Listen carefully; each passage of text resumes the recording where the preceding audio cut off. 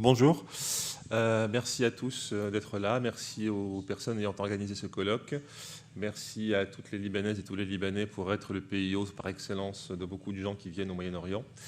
C'est toujours un plaisir de revenir à Beyrouth et de rencontrer des amis et des personnes du Liban. Donc dans les 20 ou 25 minutes qui me sont imparties, je vais essayer de me poser une question relativement simple. Comment est-ce que celles et ceux qu'on appelle les islamistes, les forces islamistes, les mouvements islamistes, les partis islamistes, ont essayé de conceptualiser et agir dans le domaine qu'on appelle, bon an mal an, l'international. Donc avant de commencer, j'aurais juste deux remarques préalables. Ce n'est pas du tout un travail individuel d'une part. Mon collègue Yami Hawassini hier, par exemple, m'a fait l'honneur, il y a quelques années, de participer à un ouvrage collectif que j'avais dirigé sur cette question, paru en français et en anglais. Et deuxième chose, c'est un domaine, un champ d'études qui nécessite énormément de modestie, dans la mesure où c'est un champ qui se déroule sous nos yeux. Ce sont des sujets éminemment brûlants qui, on le voit encore, il suffit de lire les journaux, de se balader, par exemple au Liban ou ailleurs, et bien de voir que la question des liens entre islamisme et relations internationales est une question éminemment importante et vivante. Ces remarques faites, je vais organiser mon propos, disons, en 4 temps. Le premier propos sera introductif. De quoi parle-t-on? Quels sont les éléments, les enjeux définitionnels? Le deuxième temps sera un temps historique, avec un certain nombre d'allusions à des textes produits et des prises de position opérées par les dirigeants et les cadres de l'islamisme. Troisième temps, un plan plus contemporain, notamment lié à la période récente, celle qui a immédiatement précédé ou immédiatement succédé à ce qu'on appelle à tort ou à raison les printemps arabes. Et je terminerai par quelques mots de conclusion. Donc tout d'abord, commençons par les définitions. Qu'est-ce qu'on entend par islamisme ou islam politique? De la même manière que le Liban est un État, que le Maroc est un État, que l'Algérie est un État, que l'Indonésie est un État, les partisans de l'islam politique pensent que l'islam est d'une part une affiliation spirituelle et religieuse, mais aussi, et peut-être surtout, une affiliation politique. Donc l'islam, c'est aussi quelque chose, une identité, qui doit déboucher sur un État, avec des villes, des frontières, qui doit signer des traités, qui doit être dirigé par un représentant. Avez-vous jamais entendu parler de ce qu'on appelle le califat et les califes qu'on a vu réémerger ces dernières années, pas très loin d'ici? Eh bien, l'identité musulmane doit générer un certain nombre de positionnements dans le champ politique et au sein du champ politique, dans le champ international. Je rappelle quand même une chose qui est très importante sur un plan historique, c'est qu'on a tendance à l'oublier, mais c'est quand même le plus important, c'est que l'islamisme n'est pas né de nulle part. Il n'est pas tombé du ciel. Oh, pardon. Excusez-moi. Je ne rentre pas dans ce débat. Il a une historicité. On pourrait rappeler que l'islamisme, si l'on fait le choix de considérer qu'il y a à peu près un siècle, en décembre 1927, quelqu'un du nom de Hassan al-Banna ainsi que certains de ses amis, frères, ont décidé de mettre en place un certain nombre d'organisations, de structures de prédication, d'activités caritatives, de discours politiques, de mobilisation de journaux qui s'insèrent dans ce champ qu'on appelle l'islamisme. Eh bien, la dimension internationale est d'emblée extrêmement importante. Je rappelle que les frères musulmans sont tout simplement, d'abord et avant tout, un produit de l'impérialisme britannique. Madame ? Ok, merci. Merci beaucoup. Donc, je terminerai mon introduction en précisant donc que l'international est deux choses. C'est à la fois une contrainte, mais aussi un moyen. Donc, je rappelle que dans les frères musulmans, dans leur pensée, notamment originelle et originale, il y a ce qu'on appelle le gradualisme. Bon, je pense que un certain nombre de personnes ici connaissent les fameuses phrases, les fameux épîtres de Hassan al-Banna, une personne dont on a déjà entendu parler. Nous voulons l'individu musulman, la famille musulmane, la société islamique, puis l'État islamique, et enfin unifier ou réunifier, restaurer en un sens, reproduire l'état naturel des musulmans, leur état politique qui est le califat.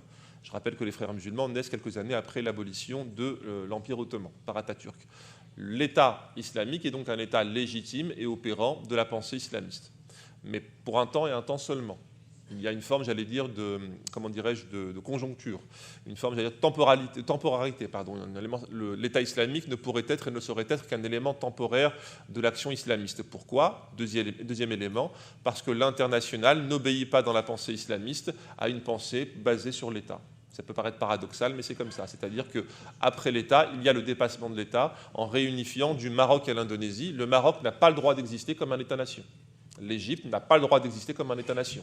Le Liban n'a pas le droit d'exister comme un État-nation. Ce sont des pays magnifiques, très beaux, avec des gens très pieux, sur lesquels on pourrait revenir par ailleurs. Mais le Liban existe comme une province d'une entité civilisationnelle qu'on appelle le califat islamique. Idem pour l'Arabie saoudite, idem pour la Turquie, idem pour le Nigeria, et ainsi de suite. Quel est le territoire islamique légitime? Vous avez des débats. Est-ce que l'île de Sicile, par exemple, fait partie de l'Empire islamique? Est-ce que l'Andalousie fait partie de l'Empire islamique? Est-ce que, par exemple, une fois qu'on a perdu le Maroc, l'Algérie et la Tunisie du fait de la colonisation française, faut-il les récupérer? Est-ce qu'on les récupère au nom de l'État-nation, vision nationaliste, ou est-ce qu'on les récupère au nom de l'islam comme entité politique? Ces éléments étant extrêmement importants, ça me permet maintenant de passer à un certain nombre de choses écrites par les islamistes dans le domaine de l'international. Je vais d'abord, si vous le voulez bien, évacuer un élément important, celles et ceux, les mouvements, les acteurs qu'on appelle à tort ou à raison les djihadistes, puisque ce ne sera pas mon propos. Eux aussi ont produit des choses. J'ai parlé du califat et de l'organisation État islamique à laquelle j'ai fait référence de manière indirecte. Eux aussi ont produit des choses. Je vais vous citer deux exemples extrêmement importants. Illustratif.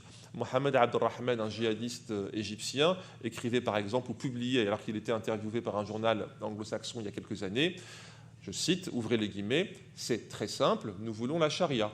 Nous voulons la charia en économie, la charia en politique, la charia dans les affaires judiciaires et la charia dans nos frontières et nos relations extérieures. Fin de citation.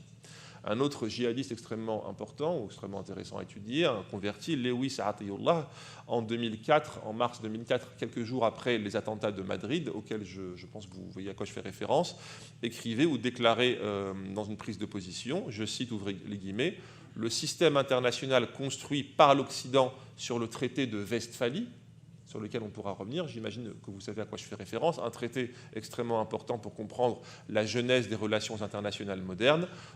Ce système international construit par l'Occident à partir du traité de Westphalie n'a d'autre vocation qu'à s'effondrer. Et un nouvel système international verra le jour et émergera under the leadership, donc sous la direction d'un État islamique tout-puissant. Donc il y a aussi des débats sur les djihadistes qui peuvent plus ou moins être différents, plus ou moins être similaires, des débats et des écrits et des discussions qu'on a au sein du mouvement ou des mouvements de l'islam politique. Je disais à l'instant donc que les frères musulmans sont un acteur extrêmement important, par exemple d'abord et avant tout en la personne de Hassan al-Banna, qui a écrit un certain nombre de choses, ce qui me permet de faire une petite digression, quelques secondes de détail. Il n'y a pas de caverne islamiste, on connaît les islamistes, ils écrivent, ils disent des choses, on les rencontre, il y a des thèses dessus, il y a des journalistes qui leur parlent, ils font des livres, ils participent à des conférences, ils sont dans la cité. Vous pouvez le regretter ou pas, mais ils sont dans la cité, ils existent. Cette idée, par exemple, que les islamistes, on ne sait pas qui ils sont, on ne sait pas ce qu'ils font, ça fait partie d'un ressac orientaliste extrêmement nauséabond, à mon avis. Donc les outils des sciences sociales, de la science politique, de l'anthropologie, des relations internationales doivent s'appliquer. Ce sujet chaud à traiter de manière froide, sans faire de mauvais jeu de mots. Donc Hassan al-Banna, par exemple, dans ses nombreuses prises de position, écrivait et publiait des choses, notamment à une époque où la dimension coloniale est extrêmement importante. Elle est même au summum, de son apogée. L'une des dimensions coloniales les plus importantes à son époque, c'est la Palestine, par exemple, sur laquelle je reviendrai. Il y en a d'autres, par ailleurs. Il y a la relation avec le Soudan, la naissance du Royaume d'Arabie saoudite. On pourra y revenir si vous voulez. Mais l'engagement pour la Palestine, c'est le titre d'un de ses textes. C'est extrêmement important pour comprendre sa conception, par exemple, de ce que les musulmans doivent faire. Je cite, « Musulmans partout dans le monde, la Palestine constitue la première ligne de défense et la première frappe représente déjà la moitié du combat. Ceux qui combattent là-bas ne font que défendre l'avenir de votre pays, vos vies et vos familles, comme s'ils défendaient leur vie, leur pays et leur famille. La cause de la Palestine n'est pas la cause de l'Orient, ni la cause de la nation arabe seulement, mais elle est la cause à la fois de l'islam et des hommes de l'islam. Il n'y a pas lieu d'épiloguer sur les droits des Arabes en Palestine, il n'y a pas lieu d'exposer ni d'expliquer ces droits, il n'y a pas non plus lieu de parler, de faire des discours ou d'écrire des articles. » J'espère que ça va pour la traduction. L'heure est à l'action. Protester en toute occasion et par tous les moyens, couper court aux opposants de la cause islamique, quelle que soit leur nationalité ou leur identité, faites des dons d'argent aux familles démunies, aux foyers sinistrés et aux courageux combattants. Engagez-vous si vous le pouvez, personne n'a d'excuse, car rien n'empêche ici d'agir si ce n'est la faiblesse de la foi.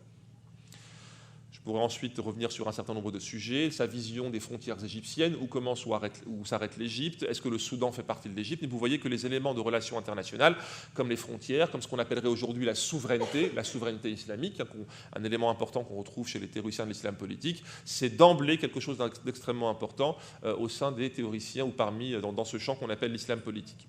Plusieurs décennies vont s'écouler. Les épigones des frères musulmans qu'on va retrouver, comme ça a été dit, au Maroc, en Tunisie, en Algérie, dans le Golfe, au Pakistan, dans même des pays occidentaux par ailleurs, vont également s'insérer et produire des choses en termes de relations internationales.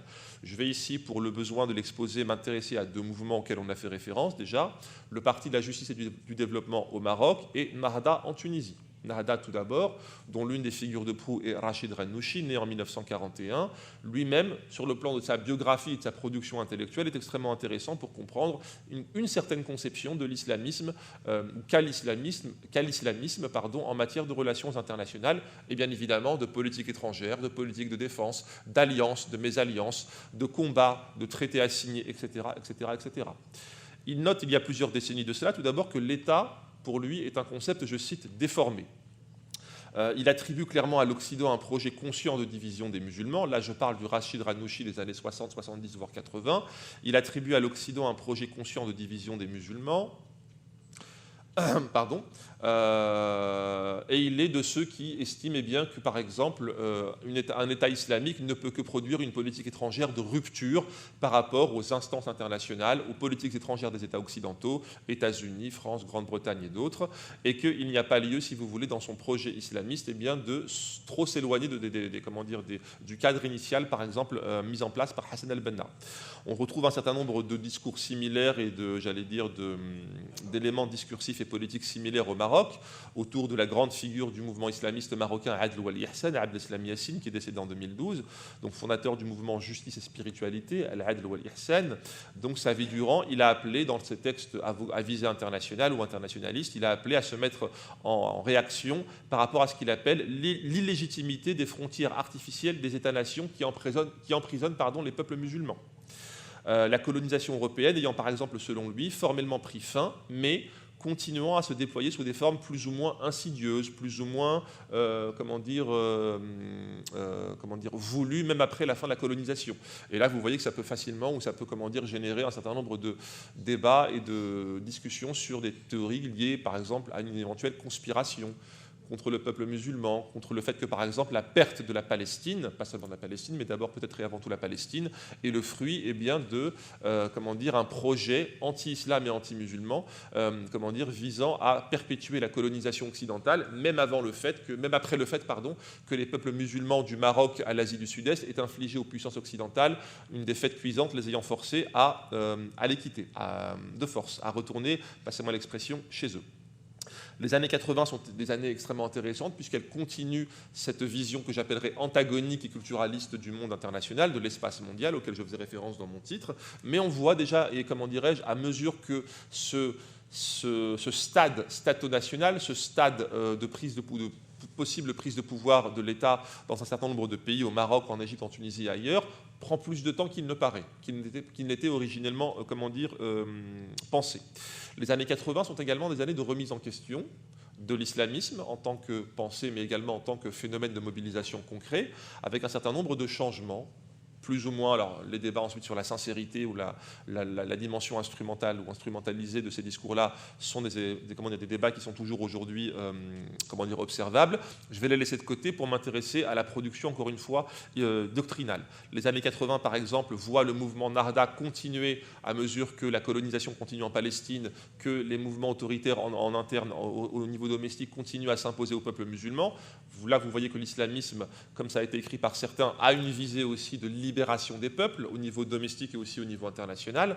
Par exemple, voilà ce qu'on lit dans les magazines de Nahda qui, je cite encore une fois, pour certains auteurs, a pour objectif, je cite, ouvrez les guillemets, de promouvoir la personnalité islamique de la Tunisie pour qu'elle retrouve son rôle en tant que base de la civilisation islamique et mettre fin à l'état d'aliénation et d'égarement et renouveler la pensée islamique à la lumière des fondements de l'islam et des exigences du progrès et son épuration des reliques des temps de décadence et l'influence de l'occidentalisation. Nahda, programme de politique étrangère dans les années 80. Un autre exemple est au PJD, attiré du PJD en 1992, datant dans un des, ce qu'on pouvait lire dans l'un des magazines, l'une des revues du PJD, l'Étendard, dans un article intitulé Défaite sioniste en Palestine, Défaite sioniste et Palestine grande à nouveau, Make Palestine Great Again, pour celles et ceux qui voient la référence, qui pourraient éventuellement y trouver une similarité. Le texte fait ici référence à, je cite, une conspiration internationale dirigée contre les musulmans du fait de l'Occident et du sionisme. De la même manière que l'islam, le monde musulman est à géométrie variable pour eux, l'Occident aussi est à géométrie variable. Est-ce qu'Israël fait partie de l'Occident? Est-ce que la Russie fait partie de l'Occident? Est-ce que l'Occident c'est d'abord et avant tout l'Europe ou c'est d'abord et avant tout les États-Unis? Et ainsi de suite.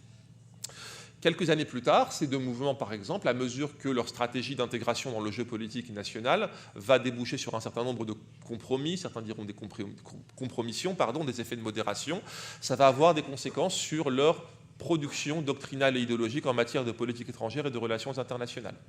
Le PJD, par exemple, dans un texte datant de 2008, donc presque une vingtaine d'années après le texte de 92, un texte intitulé « La politique étrangère du PJD, principes et orientations », insiste à ce moment-là sur un certain nombre de, je cite, « contraintes domestiques et internationales », ainsi que du contexte régional et global dans lequel le pays, donc le Maroc, évolue. Fin de citation. Donc on voit les changements, si vous voulez, en termes de gradation, à la fois en termes de qualité et de quantité, avec l'importation et l'assimilation d'un nouveau référentiel discursif, moral et politique. Si ce texte-là fait référence toujours à un refus de reconnaître ce qu'ils appellent l'entité sioniste, par exemple, le document appelle quelques lignes plus tard à, je cite, « respecter les décisions figurant dans le droit international ». Ici, on fait référence aux résolutions de l'ONU. Toujours le même mouvement, toujours le même parti, mais deux visions relativement différentes ou différenciées à deux moments donnés de l'histoire, des principales problématiques de relations internationales dans lesquelles les pays musulmans, les acteurs musulmans sont amenés à agir. Rachid Ranouchi, de l'autre côté du Maghreb, dans une déclaration qui paraît dans les années 2000, quelques années avant les printemps, juste après la révolution de 2010-2011, il s'intéresse donc à ce que doit être une politique étrangère maintenant que le grand changement qui a consisté en une arrivée au pouvoir des partis islamistes au Maroc. Alors le Maroc, oui et non, on peut parler d'islamisme régulé par le palais, le Merzen. En Tunisie, de manière claire, à la suite d'évolutions et de changements démocratiques, la transition démocratique tunisienne, le printemps tunisien. Voilà ce qu'il écrivait, ou ce qu'il disait plutôt, cette fois-ci c'est un discours oral, lors du 10e congrès de son parti en mai 2016, donc il y a environ 6-8 ans, il déclare, je cite, que, entre guillemets, l'un des points à l'ordre du jour sera de discuter du rapport entre la dimension politique et la dimension religieuse. Et éventuellement, plus tard dans le texte, dans le discours, de s'intéresser à valider l'évolution de Nahda vers, je cite, un parti politique démocratique et civil qui a un référentiel de valeurs civilisationnelles musulmanes et modernes. Et il va jusqu'à terminer le discours, un discours resté célèbre, en affirmant qu'il n'y a plus de justification à l'islam politique. Donc nous sommes en 2016, en mai 2016, discours de Rachid Ranouchi, l'une des figures de l'islamisme les plus importantes à l'époque contemporaine. J'ai encore un peu de temps ? Oui, très bien. Donc, la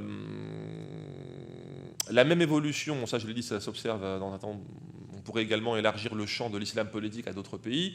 Est-ce que le Hamas, par exemple, en Palestine, le Hezbollah au Liban, est-ce que les frères musulmans en Égypte, je pourrais aussi additionner les exemples, présentent des similarités ou des différences par rapport à cette évolution sur lesquelles on pourrait s'attarder en termes qu'est-ce qui explique ces évolutions? Sont-ce des évolutions de type sociologique, l'arrivée au pouvoir de générations familiarisées, socialisées dans d'autres cercles intellectuels? Est-ce que c'est, par exemple, on y faisait référence en début de panel, l'exil et la familiarisation, la socialisation, par exemple, dans un contexte occidental, parce que les exilés, ça compte en politique, les migrations politiques, ça compte de manière extrêmement importante. Est-ce que ce sont les changements sociétaux? Est-ce que c'est, par exemple, une dialectique? Moi, ça m'intéresse beaucoup, ce genre de choses. Je ne sais pas si vous vous intéressez aux théories des relations internationales, ce qu'on appelle le constructivisme, une école de relations internationales qui suppute que l'identité en interne, lorsqu'elle change en interne, elle produit des effets en matière de politique étrangère. Si, par exemple, la Turquie est un pays d'abord et avant tout laïque et pro-occidental, il sera dans l'OTAN.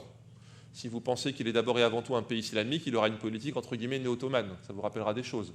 J'étais à Istanbul jusqu'à hier soir. Donc pareil pour le Liban. Est-ce que le Liban est un État multiconfessionnel, aligné sur l'Occident? Est-ce que le Liban est un État d'abord et avant tout majoritairement musulman? Quelles influences, par exemple, sur le monde, dans le domaine des relations internationales et des politiques étrangères?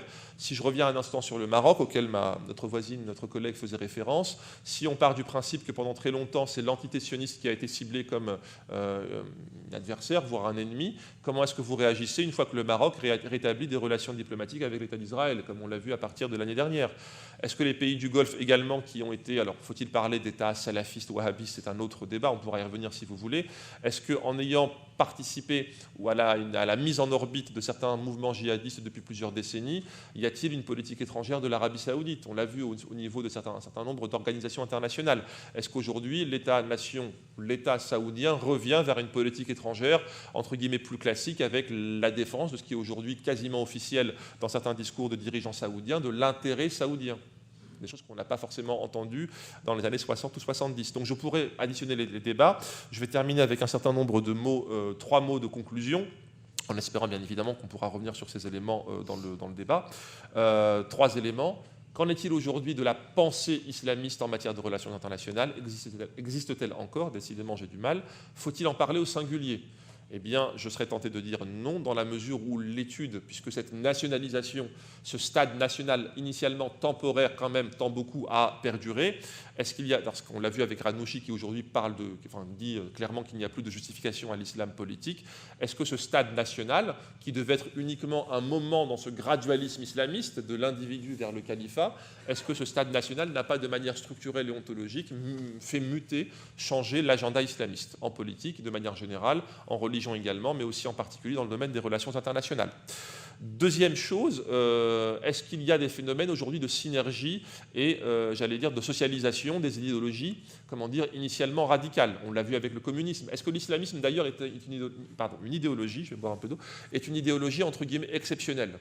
Est-ce que, par exemple, par rapport au communisme européen durant plusieurs décennies, est-ce que, par exemple, à d'autres idéologies initialement à vocation révolutionnaire et radicale, il n'y a pas, une force, une inertie de l'État-nation aujourd'hui dans les relations internationales, à une époque où on parle beaucoup de mondialisation, on parle beaucoup de société globale, où on parle beaucoup, par exemple, de défis globaux? Est-ce qu'il y a encore une forme, j'allais dire, de résistance de l'État-nation? Troisième argument, et je terminerai là-dessus, que peut-on dire pour les possibles, ou ces acteurs islamistes, aussi bien, aussi mal nommés soient-ils aujourd'hui, pour leur avenir?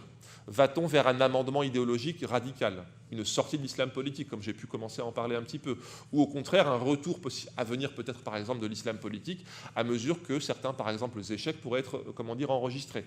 Je donne un exemple extrêmement précis. Celles et ceux qui ont travaillé sur la politique étrangère du mouvement Hamas en Palestine vous disent que lorsqu'il y a un certain nombre d'ouvertures de paix, un certain nombre, j'allais dire, alors je vais dire positif, oui et non, mais j'allais dire d'avancer, mais avancer entre guillemets, parce qu'il faudrait y passer des heures, il y a une tendance du Hamas, chez ses cadres notamment, à dire nous allons jouer en mobilisant le droit international, à nous caler sur les résolutions de l'ONU et avoir des discussions avec nos adversaires. Lorsqu'il y a des phénomènes de retrait et de perte de vitesse de la cause palestinienne, il y a des phénomènes contraires de renforcement, reconsolidation idéologique. Ça, c'est pour le Hamas. Je pourrais également parler d'autres mouvements. Donc, comment peut-on, et je terminerai là-dessus, envisager ou tenter d'envisager l'avenir de l'islam politique dans le domaine des relations internationales? Il faut être encore une fois extrêmement modeste.